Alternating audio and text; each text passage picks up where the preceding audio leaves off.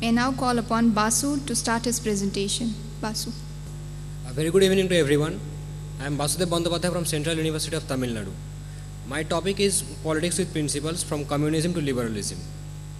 So here I will be summarizing my paper because since we are constrained with time and it's not possible to read the whole paper, I will be predominantly focusing on the politics and its evolution of principles post-independence in India. So what happens? Politics in India in the last quarter of 19th century developed a comprehensive critique of imperialism and colonial structure that permeated the post-independence skepticism of capitalism.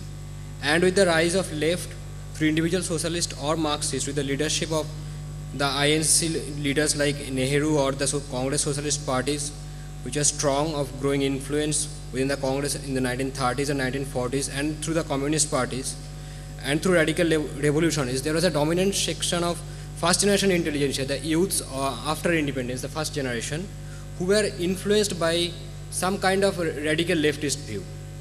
And there also another group, since Indian national movement was one of the greatest mass movement that incorporated the ideology of anti-imperialism and mass democracy, there was another group that was influenced by the idea of mass democracy. So here we see there is two conflicting ideas, one of radical leftism and the other of mass democracy.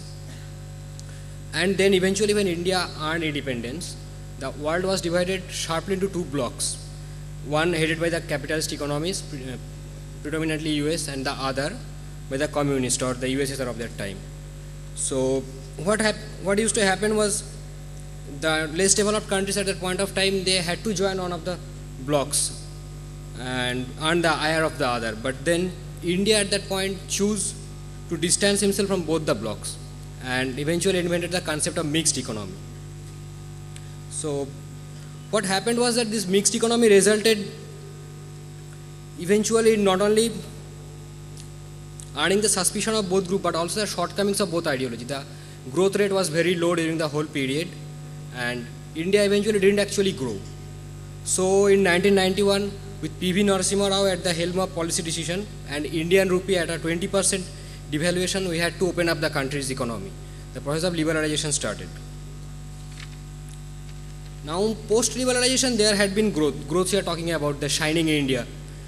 Indian economy survived the 2007-8 global economic crisis, the ripple effects of which had been through 2009-10 as well as 2000 and persisted well in 2010. The GDP growth in 2010-11 was 8.6%, which was 9th in the world in terms of rank.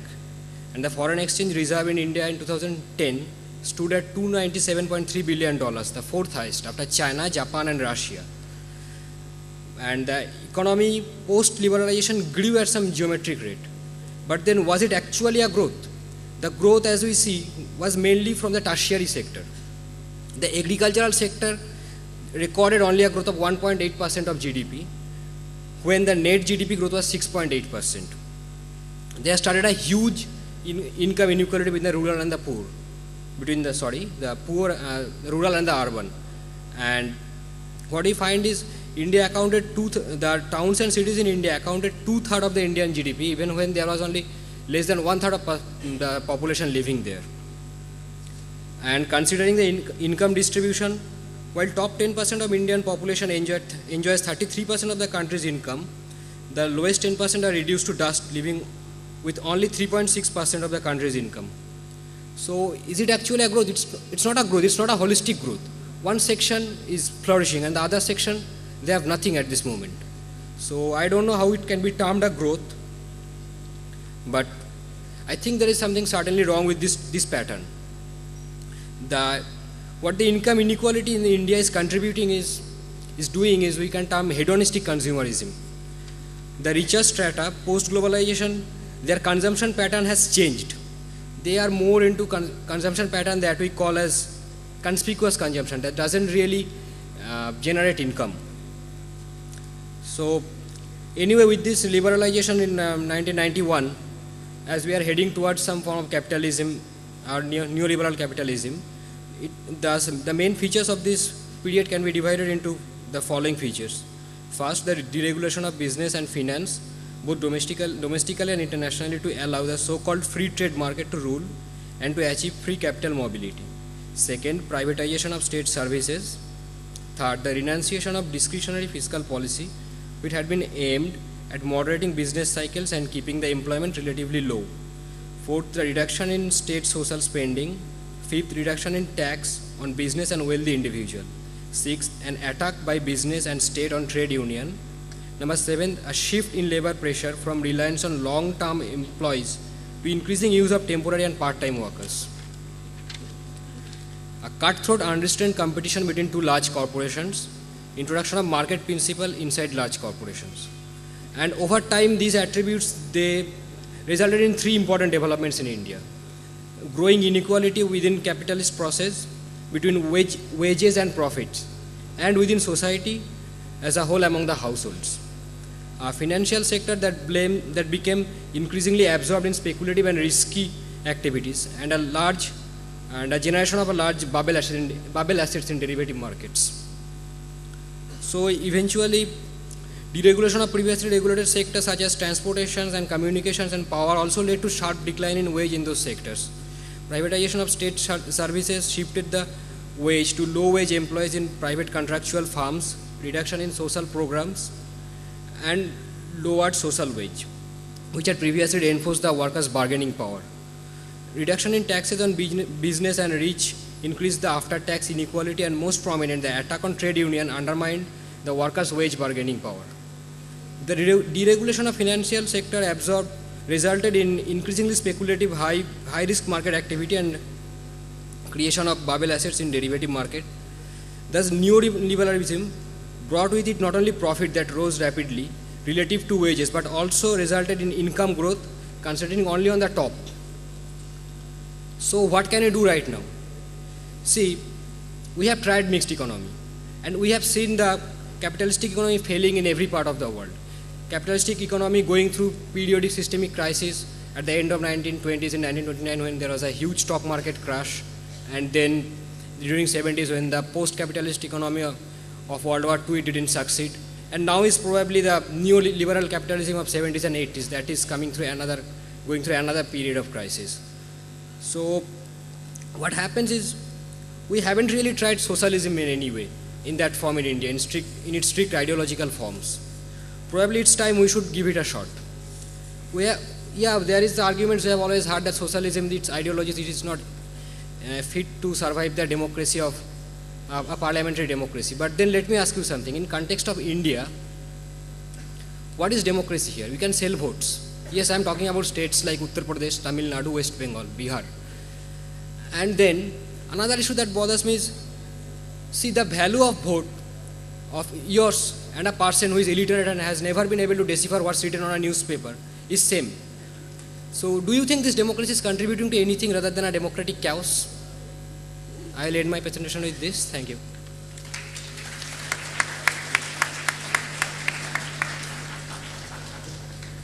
We have the second presentation by Manish Patel. Manish. मंच पर उपस्थित सभी सम्मानीय प्रबुद्धजन एवं समस्त श्रोतागणों को मैं सादर अभिवादन करता हूं। मेरे प्रेजेंटेशन का टॉपिक है भ्रष्टाचार संभावित समाधान। भ्रष्टाचार का साधारण अर्थ है भ्रष्ट आचरण जो कि नैतिकता से परे होता है। ट्रांसपेरेंसी इंटरनेशनल के अनुसार भ्रष्टाचार का अर्थ है निजी लाभ के लिए सरकारी कार्यालय का दुरुपयोग। दूसरे शब्दों में, जब किसी लोक सेवक द्वारा अपने सार्वजनिक पद, सत्ता, शक्ति, प्रभाव, स्थिति का दुरुपयोग करते हुए किसी भी प्रकार का अवैध लाभ उठाया जाता है तो उसे भ्रष्टाचार कहा जाता है। इसमें भाई भतीजावाद, भेंट स्वीकार करना, अनुचित पक्षपात, उपेक्षा, कुसेवा, सार्वजनिक लाभों के वितरण में आर्थिक सौदेबाजी, सुरा सुंदरी का उपयोग इत्यादि को शामिल किया जाता है।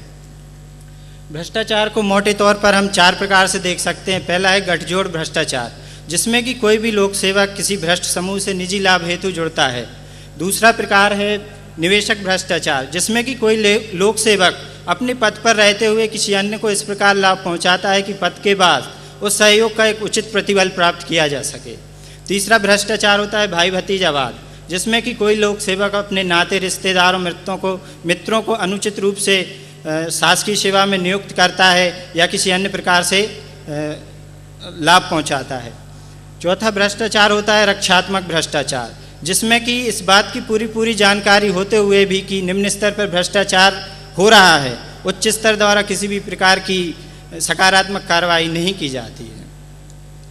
भ्रष्टाचार के स्वरूप को हम 3 प्रकार से देख सकते हैं। पहला व्यक्तिगत, जो कि व्यक्ति द्वारा अपनी व्यक्तिगत हैसियत में किया जाता है। दूसरा है प्रशासनिक तंत्र स्तर पर, जो कि सामूहिक रूप से किया जाता है। एक और प्रकार है राज्य प्रायोजित भ्रष्टाचार, जिसमें कि किसी विशेष वर्ग को लाभ पहुंचाने के लिए राज्य द्वारा भ्रष्टाचार को नीतिगत मान्यता प्रदान की जाती है, जैसा कि हम वर्तमान में यूपीए सरकार द्वारा किए गए 2G घोटाले में देख सकते हैं। और राज्य प्रायोजित भ्रष्टाचार के स्वरूपों में सबसे खतरनाक भ्रष्टाचार होता है। भ्रष्टाचार एक बहुआयामी समस्या है। इसके कारण एवं निराकरण को हम राजनैतिक, प्रशासनिक एवं कानूनी, आर्थिक, सामाजिक एवं सांस्कृतिक एवं वैश्विक वैश्विक आयामों में देख सकते हैं। राजनीतिक कारण भ्रष्टाचार के सर्वप्रमुख कारण हैं, और राजनीतिक कारण में भी सर्वप्रमुख कारण है सत्ता प्राप्ति की लालसा। राजनीति वर्तमान में निवेश का एक सर्वोत्तम धंधा बन गई है, जिसमें कि न्यूनतम समय में अधिकतम लाभ की शासकीय गारंटी प्राप्त होती है। वर्तमान गठबंधन सरकारों ने इस व्याधि को और भी विस्तारित कर दिया है, क्योंकि गठबंधन सरकारों में प्रशासन और शासन एवं प्रशासन का एक दूसरे पर नियंत्रण कमजोर हो जाता है और भ्रष्टाचार के अवसर एवं संभावनाएं बढ़ जाती हैं। साथ ही वर्तमान में चुनावी खर्च भी अत्यधिक हो गए हैं, और इन अत्यधिक चुनावी खर्चों का प्रबंधन निश्चित तौर पर भ्रष्टाचार के मार्ग से होकर गुजरता है। इसके अलावा भ्रष्टाचार उन्मूलन के प्रति हमारे राजनीतिक व्यवस्था में सकारात्मक संरक्षण एवं सहयोग की कमी पाई जाती है। लगभग 4 दशक के उपरांत भी लोकपाल जैसी संस्था का अस्तित्व में न आ पाना इस प्रवृत्ति का सर्वश्रेष्ठ उदाहरण है। इसके अलावा राजनीतिक व्यवस्था द्वारा प्रशासनिक व्यवस्था का पदोन्नति एवं स्थानांतरण के रूप में राजनीतिक दुरुपयोग भी किया जाता है। अतः प्रशासनिक व्यवस्था का स्वच्छ, निष्पक्ष, ईमानदार एवं सच्चरित्र बना रह पाना मुश्किल हो जाता है। इन राजनीतिक कारणों के निराकरण के लिए जो सबसे महत्वपूर्ण जरूरत है वो है चुनाव सुधार की। आज आवश्यकता इस बात की है कि व्यक्ति किसी पार्टी विशेष को ध्यान में न रखते हुए एक प्रत्याशी की ईमानदारी, सच्चरित्रता और सक्षमता को ध्यान में रखते हुए मतदान करे। दूसरी आवश्यकता यह है कि अब समय है कि आम चुनावों में जनता को यह अधिकार मिलना चाहिए कि उम्मीदवार को निर्वाचित करने के साथ साथ अक्षम उम्मीदवारों को प्रत्यक्ष रूप से नकारने का अधिकार मिलना चाहिए, और इस तरह नकारे गए उम्मीदवारों पर अगले एक कार्यकाल के लिए प्रतिबंध लगना चाहिए। और अगर कोई उम्मीदवार इस तरह 2 बार नकार दिया जाए तो उस पर आजीवन चुनाव लड़ने पर प्रतिबंध लगना चाहिए। इसके अलावा कई राज्यों द्वारा स्थानीय स्वशासन की संस्थाओं में निर्वाचित प्रतिनिधि को वापस बुलाने के अधिकार की जो शुरुआत की गई है, उस अधिकार को और भी व्यापक स्तर पर विस्तारित किए जाने की आवश्यकता है। चुनावी खर्च पर नियंत्रण लगाने की आवश्यक है कि सरकार द्वारा कुछ आर्थिक सहयोग प्रदान किया जाए, पर इसके साथ साथ खर्च की अधिकतम सीमा के अतिक्रमण को रोकने के लिए कठोर प्रयास भी किए जाने चाहिए। साथ ही जो राजनीतिक चंदा की एक एक पाई का हिसाब रखा जाना चाहिए और उसे अनिवार्य रूप से सार्वजनिक किया जाना चाहिए। सिविल सेवा के राजनीतिक दुरुपयोग को रोकने के लिए स्वायत्त सिविल सेवा प्राधिकरण होने चाहिए, ताकि सिविल सेवा को राजनीतिक प्रताड़ना से मुक्ति प्रदान की जा सके। इसके साथ ही स्वायत्त नीतिगत प्राधिकरण भी होने चाहिए जो कि ऐसे मामलों की देखभाल करे जहां की सचिव की सलाह के विपरीत मंत्री के नीतिगत निर्णय से सार्वजनिक राजस्व को हानि पहुंचती हो। इसके अलावा अगर भ्रष्टाचार को समाप्त करना है तो स्वयं राजनीतिक दृढ़ इच्छा शक्ति के बगैर इसको कभी भी समाप्त नहीं किया जा सकता है। आज हम जैसे मजबूत लोकपाल बिल की बात कर रहे हैं, अगर उसको लागू करना है तो इस दृढ़ राजनीतिक इच्छा शक्ति को प्राप्त करना होगा। आज हमारी प्रशासनिक व कानूनी प्रक्रिया अत्यंत जटिल, विलंबकारी व बोझिल हो चली है। आज भी हमारी नौकरशाही अभिजनवादी मानसिकता से ग्रस्त है। उसका सार्वजनिक हित से कोई तादाद में स्थापित नहीं हो पाया है। सत्ता का अत्यधिक केंद्रीकरण पाया जाता है, किंतु इसके विपरीत नियंत्रण अत्यधिक अनौपचारिक एवं बिखरा हुआ है। इसके अलावा हमारी भ्रष्टाचार उन्मूलन इकाइयाँ भी भ्रष्टाचार को नियंत्रित करने में अक्षम साबित हुई हैं, क्योंकि इन इकाइयों में या तो राजनीतिक नियुक्तियां की गई हैं या फिर उन्हें पर्याप्त संसाधन, वित्त या कार्मिक उपलब्ध नहीं कराए गए हैं। इसके अलावा हमारी न्याय प्रणाली भी अत्यंत जटिल है। इसमें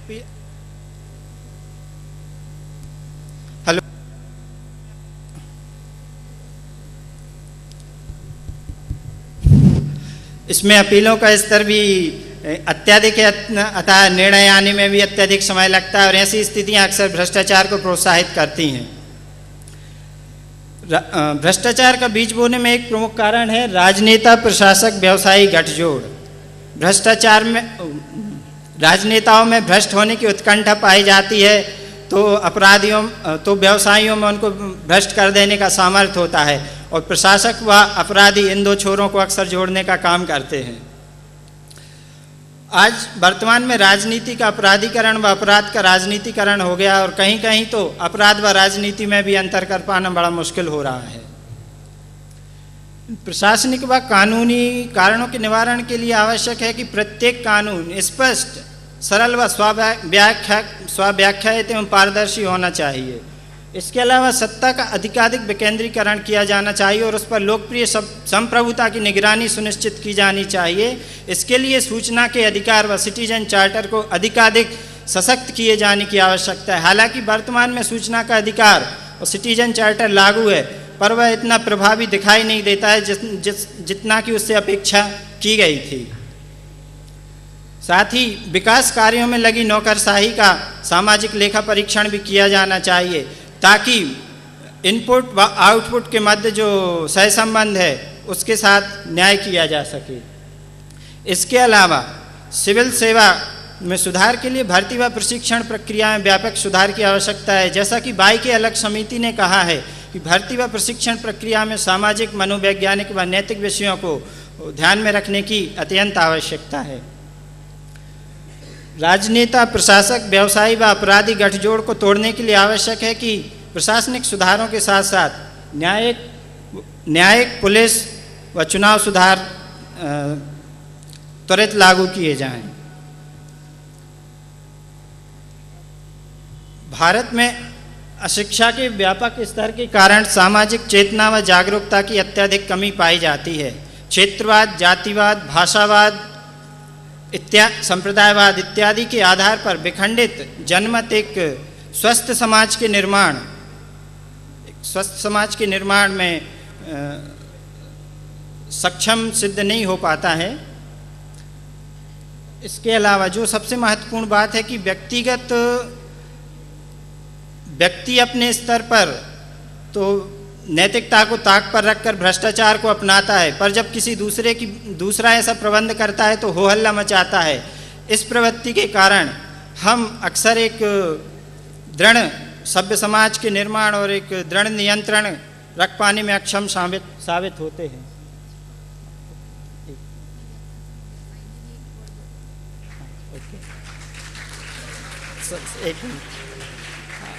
वर्तमान में वैश्वीकरण, धन के बढ़ते हुए महत्व, व्यक्तिवाद व भौतिकवाद के कारण ओके, थैंक यू।